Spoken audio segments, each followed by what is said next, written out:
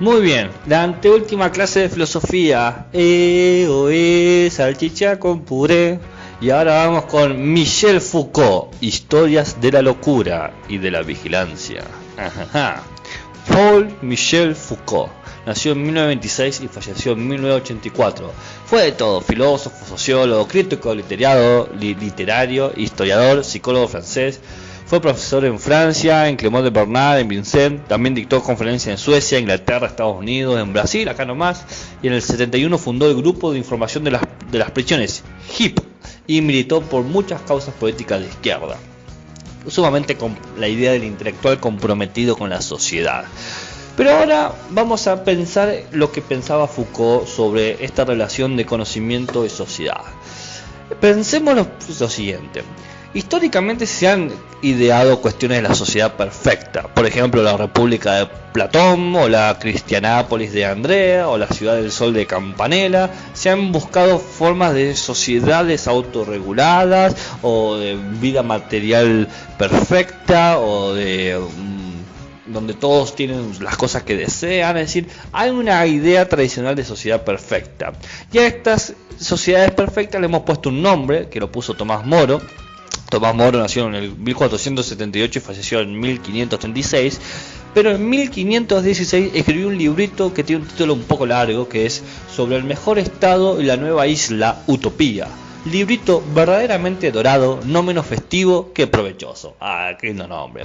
Pero este libro, que aparece el nombre Utopía, presenta un término que es casualmente utopía, que viene del latín utopos, no lugar, del griego uou, que es no, y topos, que tiene que ver lugar. Entonces uou es no próspero, no ideal, no óptimo, y se establece la utopía como una hipótesis de un estado de cosas que no existe. De ahí la idea de la sociedad perfecta, como nos imaginaríamos, pero esto no tiene lugar. Luego de este concepto de utopía, Jeremy Bentham, nacido en 1748 y falleció en 1832, acuñó un término que es cacotopía. Cacos, bien, que es peor, y topos, lugar. Entonces, cacotopías es la hipótesis del peor estado de cosas. Y a la par, Stuart Mill acuña el término distopía. Dis, que es malo, y topos, lugar, que es la hipótesis del estado de cosas menos viable. Esta cuestión de la discusión de la sociedad perfecta y la idea de que presenta Jeremy Bentham y Stuart Mill de que no es posible para los humanos crear la utopía, es más, cada vez que el humano quiere crear la utopía o crea el peor lugar o un mal lugar, aparece el pensamiento de Foucault.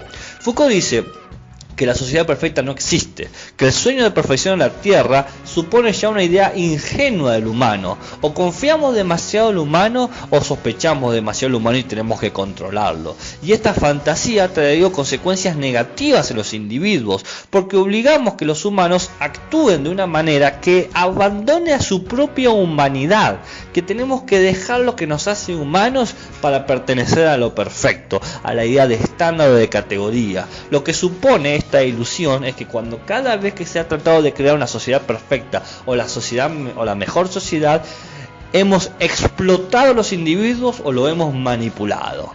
Y en base a esta premisa vamos a pensar en lo siguiente. Vamos a ver tres personas. Hay un hombre que está riendo a los gritos mientras sacude su cuerpo. Luego vemos un hombre que dice tener un chip en su cabeza que lo colocó el FBI y que le controla sus pensamientos. Y por último encontramos un hombre que está sentado tranquilamente sin inmutarse por nada. Lo empujamos, nada. Le pegamos, nada. No representa o no actúa de la misma manera. Podemos decir que estas tres personas, el que ríe de gritos, el que se rasca la cabeza pensando que tiene un chip y se lo quiere sacar, o la persona que está totalmente inmóvil, ¿sufren la misma enfermedad? Podemos pensar, dice Foucault, que la razón de ellos está funcionando mal. ¿Podemos atender de la misma manera en términos médicos a las tres personas? ¿Podemos decir que ellos no son anormales? Entonces dice Foucault, si fuese verdad que el FBI instaló un chip en tu cabeza, claramente tendrías motivos para sospechar de un control pensamiento. Sería lógico la actitud de esta persona que se está rascando tratando de sacarse el chip. El hombre que se ríe tanto parece tener un problema emocional antes que racional. Y por último, el hombre que no se mueve parece tener un problema motriz antes que emocional o racional. Pero de alguna manera nos sentimos inclinados a considerar a estas tres personas de igual manera como anormales. Entonces, ¿cuál sería la anormalidad de estas tres personas? Se dice Foucault que los anormales en realidad son anormales porque consideramos que no pertenecen a nuestro lugar común o a la cotidianidad o el día a día. Porque sentimos que no podemos estar con alguien que todo el tiempo busca sacarse un chip de la cabeza. Es más, podría hacerse daño de tanto rascarse la cabeza, o hasta podría hacernos daño si nos confunde o cree que somos el FBI. A su vez, parece que no podemos convivir o estar con alguien que se ríe sin parar. ¿Cómo podría trabajar alguien que se ríe todo el tiempo? ¿Cómo nos podría ayudar si necesitamos ayuda? Y por último, aquel que no se mueve ni para comer o ir al baño, termina hasta siendo una carga, una responsabilidad o una dificultad. Entonces, parecería que estos son anormales porque no pueden convivir con nosotros en el mismo lugar y necesitan un lugar especialmente preparado para ellos. Entonces, necesitamos un lugar para los anormales, dice Foucault. Parece que entendemos nosotros que para que la sociedad funcione, tenemos que tener dos lugares. Un lugar para los normales, que seríamos casualmente todos nosotros, y un lugar para los anormales, que son justamente todos los otros diferentes. Entonces, no lo excluimos al otro porque es diferente, sino que lo reubicamos, lo recluimos, lo encerramos porque es potencialmente peligroso para sí mismo porque puede hacerse daño y para los otros porque puede hacernos daño. Entonces dice Foucault, mientras la ley separa y divide, la norma pretende homogeneizar. Por ley separamos y dividimos a los normales de los anormales y la norma dice quiénes son los normales y quiénes son los anormales. Entonces empezamos a entender que para que la sociedad funcione necesitamos conceptos que señalen quién es normal y quién es anormal, es decir, alguna noción o definición que nos permita pensar qué es la normalidad. Podemos ponerle nombres a esa normalidad. Por ejemplo, a la persona que cree que tiene un chip en la cabeza lo empezamos a llamar esquizofrénico o delirante. Mientras tanto, al hombre que ríe sin parar lo llamamos hipermaniático y al hombre que no se mueve por más nada lo llamamos catatónico. Entonces, eso nos permite pensar distintas acciones, ¿bien? Cuando tenemos un nombre, una definición que diga, bueno, tu anormalidad es esta, sos esquizofrénico, sos hipermaniático, sos catatónico, podemos saber cómo actuar, quizás hasta podemos saber cómo volverlos normales, porque si aprendemos a controlar, a domesticar, a domar esa anormalidad, quizás la podemos conducir a la idea de normalidad.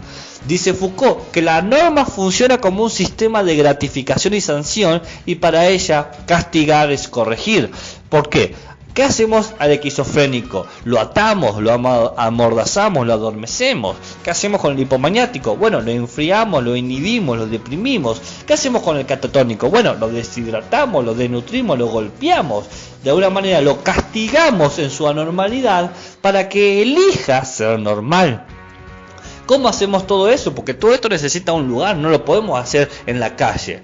Si lo hacemos en la casa, es una pérdida económica y una pérdida de tiempo. Necesitamos un lugar y un medio para poder aplicar estas soluciones que hemos dicho. Ya saben, atar, amordazar, adormecer, enfriar, inhibir, deprimir, deshidratar, desnutrir, golpear. ¿Bien? Entonces, quizás convenga construir un lugar para juntar a todos los anormales, de paso los separamos y en ese edificio podemos controlarlos. Dice Foucault, la alineación es en definitiva, alineación a la locura, es en definitiva el producto de la exclusión. Ahora, esto les puede parecer sumamente loco a ustedes, pero ¿qué pasa? En el 1800 existían cosas que se llamaban los leprosarios. Los leprosarios buscaban resolver un problema social. ¿Cuál era? Bueno, los leprosos. Los leprosos eran una enfermedad que provenía de las guerras y se consideraba altamente contagiosa. ¿Y qué efectos tiene? Y bueno, tiene que descascaramiento de la piel, putrefacción, caída de los miembros, etcétera. Entonces se crearon instituciones para separar a todos los leprosos, que eran los anormales, y se los puso en un lugar, en Inglaterra, en Francia, bien, en Alemania, eran lugares donde existían estos leprosarios. Había un montonazo, como 1000, 2000 leprosarios, y eran lugares de exclusión, porque los que habitaban los leprosarios no podían interactuar con la sociedad, se entraba para nunca salir, y se asumía que era un lugar de salvación. Ok, te vamos a torturar y a castigar, pero si bien vas a morir en la tierra, vas a salvarte en el cielo. Básicamente el espacio de la exclusión, el leprosario era el habitante simbólico. Pero ¿qué pasó?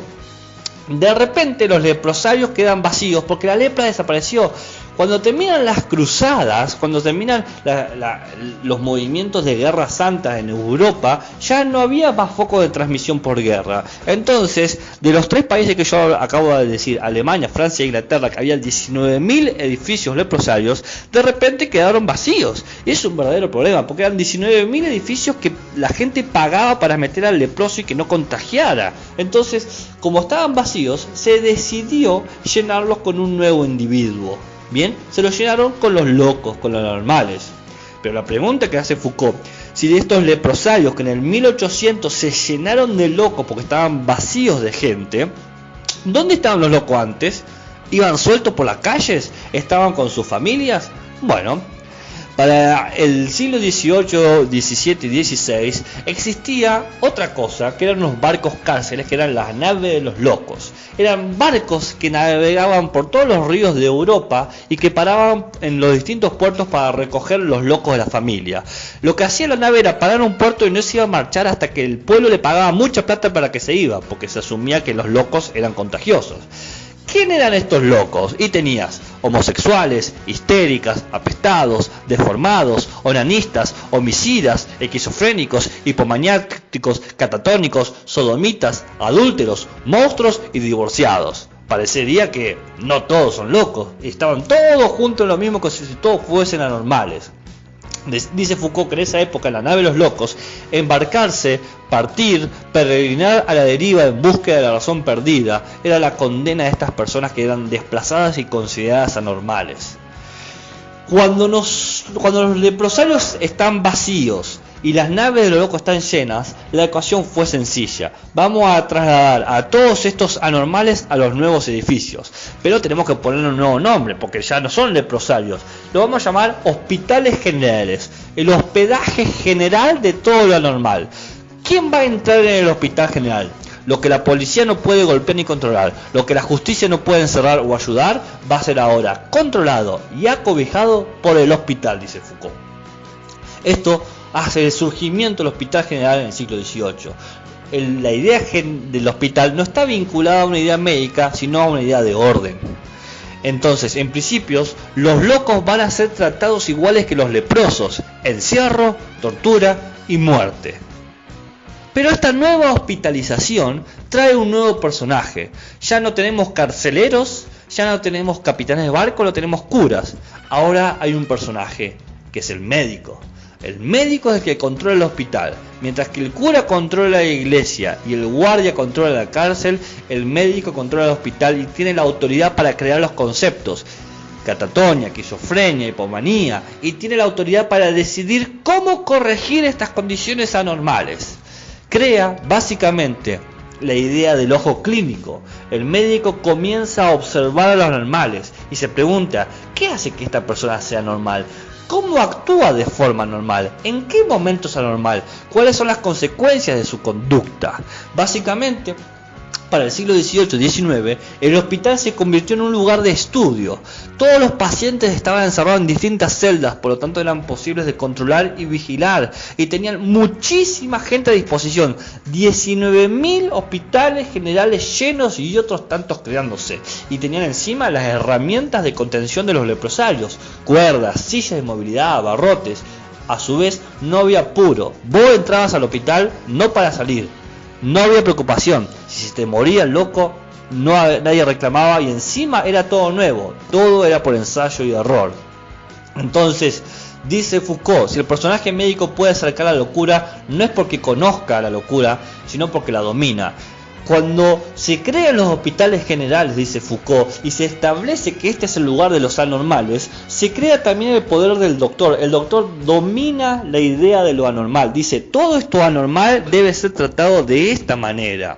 Y el ojo clínico es el ojo que observa, que recoge información mediante la observación, crea hipótesis de cómo intervenir en la locura y establece una manera de corrección y de éxito. Establece una forma de ser normal. Dice, si vos querés volver al mundo, tenés que moverte catatónico. Si vos querés volver al mundo, tenés que dejar de ser esquizofrénico. Si vos querés volver al mundo, tenés que dejar de ser hipomaniático. Bien, se genera todas estas demandas y como no tenemos idea de cómo actuar, podemos equivocarnos. ¿Qué problema hay si al catatónico le quiebro el brazo para obligarlo a mover y no se mueve? Busco otro catatónico que se muera. ¿Qué problema hay si al hipomaniático que se ríe sin parar le cuezo la boca y se sigue riendo? No hay problema, tenemos otra persona. Es decir, nosotros ponemos un ideal de normalidad que establece la sociedad y demandamos a los individuos que se adecúen a eso. Es sumamente cruel la creación del conocimiento, dice Foucault. La creación del conocimiento demanda condiciones de ideal donde lo anormal tiene que estar normalizado a nuestros criterios de sociedad perfecta. Y todo lo que es inútil debe volverse productivo. Dice Foucault que en el examen se superponen relaciones de saber y de poder. Saber, yo sé cómo se actúa y demando una condición de normalidad y tengo el poder de obligarte a actuar así, y si no cumplís esas condiciones, lo siento, estarás encerrado de por vida. Fíjense que la pregunta que hay que hacerse es, bueno, ¿solamente a los locos y a los enfermos se los trató así? No, también se ha considerado anormal a la gente peligrosa. Vamos, gente peligrosa existe desde siempre. ¿Y qué se ha hecho con la gente peligrosa? Y se lo ha castigado, se lo ha matado, se lo ha encerrado, se lo ha sancionado. Pero nos hemos dado cuenta que para que la sociedad sea perfecta, el castigo no ha sido suficiente. Es necesario de alguna manera anular o disuadir a la gente peligrosa. ¿Qué solución se ha creado? Empezamos a tratar al delincuente como un enfermo, dice Foucault. ¿Qué hacemos con el enfermo? Lo vigilamos constantemente para corregirlo, es decir, para curarlo. Y volvemos a un concepto y aparece de vuelta Jerry Bentham con esta idea de cacotopía. Jerry Bentham construye un concepto que es el panóptico. Así como los locos tienen su lugar, los presos deben tener su lugar, que es la cárcel. Pero el concepto de cárcel no es suficiente, es necesario pensar una idea de cárcel que permita que el preso se corrija. Y el panóptico es eso. La idea del panóptico es que cada preso va a estar aislado en su celda. Cada preso estará vigilado y cada preso no sabrá cuándo será vigilado. Frente a eso, vamos a controlar el espacio, vamos a cronometrar las actividades, vamos a establecer ejercicios, jerarquizar autoridades y normalizar juicios. El panóptico es un concepto, pan es todo, óptico es visión, entonces es todo visto. ¿Cómo controlamos el espacio? Un lugar para todo el mundo y todo el mundo en su lugar, cada uno en su celda y cada uno debe tener su celda. A su vez cronometramos la actividad. Cada acto tiene un tiempo fijo de realización. Poder realizar, comer, caminar en tiempos fijos. A su vez hay ejercicios. Todos los días se repiten las mismas cosas. Todo esto para generar un impulso automático. También hay una escala de jerarquías y autoridades. Vos respondés al primero, el primero al segundo, el segundo al tercero. Y cada uno vigila a su inferior. Y el criterio para establecer las acciones son la normalización de los juicios. Se decide qué es lo inaceptable, qué es la buena conducta y qué es el castigo. Yo sé que a ustedes les parece, bueno, esto es una cárcel, pero Foucault dice, este modelo de panóptico se tradujo a los hospitales generales donde se trabajaban los locos, a las cárceles, a los cuarteles y, oh sorpresa, a las escuelas. En las escuelas claramente se controla el espacio, cada estudiante su aula, un aula para cada grado. También se cronometran las actividades, de tal hora a tal hora, de primera a segunda hora filosofía, de tercera a cuarta hora matemática, y encima tenés los recreos que te dicen cuándo podés descansar y cuándo tenés que entrar. Y hay autoridades, docentes, preceptores, secretarías, vicedirectores, directores, regentes, etc. Y encima hay un juicio normalizado, que es la buena conducta. ¿Cuál es la mala conducta? práctica qué se acepta, qué no se acepta. ¿Y cómo sabes eso? Porque te puedo castigar, podés desaprobar o podés aprobar. Y ustedes me dirán, bueno, hemos zafado en la cuarentena, no funciona este modelo de demanda de sociedad perfecta que Foucault descubrió al estudiar los hospitales. Pero yo te digo que sí, porque se controla los espacios virtuales, dónde te conectás, cuándo te conectás, una conexión para cada uno y cada uno en su conexión. Se cronometran las actividades, cuánto duran las clases, cuánto duran los audios, cuánto duran las conexiones. A su vez hay ejercicios. ¡Buah! Ustedes sí sabrán cuántos trabajos prácticos tienen que hacer todos los días, tantos ejercicios que hay que entregar en tantas fechas. Y encima hay una escala de autoridades, de los padres, los docentes, se mantiene eso. Y encima la normalización de los juicios. Sí, hay incertidumbres, pero ustedes saben que tienen que aprobar y que tienen que hacer las tareas. Es decir, tienen que tener una conducta aceptable. Entonces, en síntesis, dice Foucault, que hemos tratado los locos y los peligrosos como anormales. Con el ojo clínico hemos creado un sistema de conocimiento e intervención en el mundo que recoge hipótesis y formas de intervenir para tratar de corregir la normalidad. Y en el panóptico hemos aprendido a cómo controlar el espacio para generar esta corrección. Entonces, ¿qué establece esta búsqueda, definición y exclusión de la normalidad que Foucault descubre en la historia de la locura y en la historia de los peligrosos? Que todas estas ideas de control y de búsqueda de sociedad perfecta que excluye a los imperfectos establece que hay un afuera.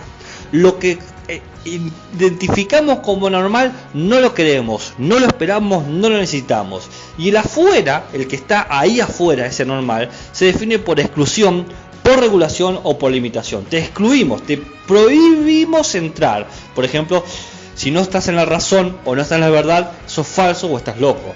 O lo regulamos, decimos cuándo podés hablar y de qué forma podés hablar. Y de esta manera también te limitamos, es decir, qué acciones, qué conductas se permiten.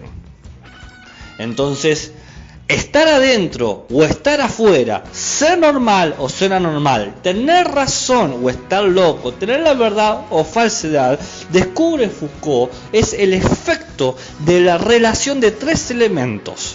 Tres elementos han establecido qué es lo normal, qué es lo humano. Son tres elementos productos de esta búsqueda del conocimiento perfecto que dé lugar a la sociedad perfecta. Y son los sujetos, la verdad y el poder. Este constante intento de crear el mejor mundo para el humano ha definido una relación entre los sujetos, la verdad y el poder. Los sujetos desean vivir un mundo que sea para ellos, no para los otros. La verdad es necesaria para comprender el mundo y el poder es necesario para controlar el mundo que se adecue a ellos. Todos estos elementos se definen por los otros dos. El poder se define por la verdad y los sujetos, la verdad por los sujetos y el poder, y los sujetos por la verdad y el poder. Creo que lo dije bien. ¿Cómo es? Sujetos, verdad y poder, verdad, sujetos y poder, poder, verdad y sujetos. Creo que lo dije bien. Si no lo dije bien, pónganmelo como desafío. Como desafío, digan bien las relaciones entre sujeto, verdad y poder, entendiendo que cada uno se define por el otro. Pero yo lo voy a pasar a explicar ahora. El sujeto, dice Foucault, termina siendo el resultado de la verdad más el poder. Dice Foucault, se sabe que no se tiene derecho a decirlo todo. Nosotros no tenemos el derecho a decirlo todo. El sujeto es el resultado de un humano, o sea, vos, yo, cualquiera, que ha sido sujetado y con líneas que son las prácticas del poder y los discursos de verdad. El poder, dice Foucault, no es un objeto, es una acción que va atravesándote. Vos estás dominado por tu familia, por tu escuela, por los hospitales, por la cárcel, por los políticos, por las instituciones. Y a su vez, todas las instituciones te han impuesto un discurso de verdad. No es que hay una verdad, sino cosas que dicen que son verdaderos. Te han dicho vos que sos hijo, que sos estudiante, que estás enfermo, que sos criminal, que estás en ciertas condiciones. Es decir, te han definido, te han sujetado. El poder, en contracara, es la relación de la verdad más el sujeto, porque el poder no tiene materialidad. solamente es algo abstracto, es el resultado del sujeto que puede definir qué es verdad y qué no es verdad. El poder proviene de las relaciones de los sujetos. Los sujetos se relacionan entre sí y establecen situaciones de poder, prácticas de poder amar, prácticas de poder estudiar, prácticas de poder cuidarse, prácticas de poder respetarse. Entonces cuando yo te digo tenés que aprobar, tenés que estudiar, estoy haciendo una relación de sujeto estudiante-alumno y te obligo, o no te obligo, si te obligara te tendría que apresarte. Influyo de tal manera que construyo una identidad sobre vos que terminás tomando la decisión de estudiar. Y estudias porque entendés que la verdad que yo te he dicho, la verdad de que es importante estudiar. Entonces, las verdades vienen de los discursos que te dan los otros. Se nos dice que hay que amar, hay que estudiar, hay que cuidarse, hay que respetar, etc. Amo a mi familia, estudio para terminar la escuela, me cuido para no enfermarme, respeto la ley para no ir a la cárcel. Y por último vemos qué es la verdad. La verdad son relaciones de poder y sujeto. Dice Foucault, la verdad es una estrategia para sujetar a los individuos. Es el resultado de definir el afuera y dentro mediante prácticas de poder. La verdad proviene de estos sujetos que definen intereses, padre, madre, maestro, alumno, médico, paciente, guardia, prisionero, etcétera, que establecen estas identidades mediante intereses, y estas identidades de intereses suponen o se manifiestan en acciones. Por ejemplo, familia heteropatriarcal, maestro iluminado, médico especialista, guardia vigilante. ¿Qué nos está diciendo Foucault con todo esto? En principio, que tomen conciencia que ustedes como individuos han sido sujetados y que le han determinado cuál es tu identidad, qué es la verdad y cuáles son las posibilidades prácticas de poder. Pero también una vez que tomas conciencia, no quiere decir que te deprimas o que caigas en la cama o que vayas a reventar y atacar el sistema, sino que entiendas que también vos tenés la capacidad de resistencia, porque donde hay prácticas de poder hay prácticas de resistencia, porque si yo puedo actuar sobre vos, vos podés actuar sobre mí. En estas relaciones entre nosotros podemos construir discursos de verdad. La verdad es una estrategia para poder crear sujetos. La verdad es una estrategia. Mientras que para Foucault era una metáfora de la supervivencia, mientras que para Nietzsche la verdad era una metáfora para la supervivencia, para Foucault es una estrategia para generar una identidad. Mi verdad, tu verdad, nuestra verdad es la verdad de todos. Bien, y para eso tenemos que generar prácticas de poder y relaciones de sujetos.